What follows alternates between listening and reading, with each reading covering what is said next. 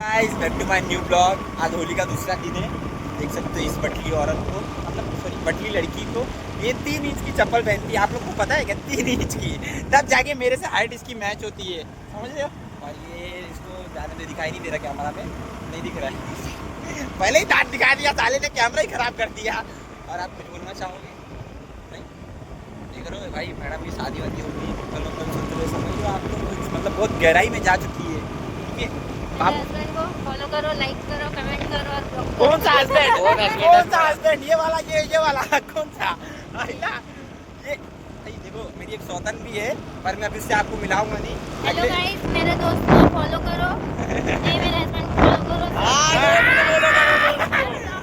Block करो भाई, block मत करो भाई, क्योंकि देखो मेरे बहुत व्यूज जाते हैं। ठीक है चलो, हम आपको इससे कुछ नहीं होते हैं, मेरे हस्बैंड को ब्लॉक मारो। नहीं भाई, ऐसा मत करो। बस आप लोग का ही सपोर्ट से मैं इतना आगे गया हूँ, ऐसा मत करो। चलो।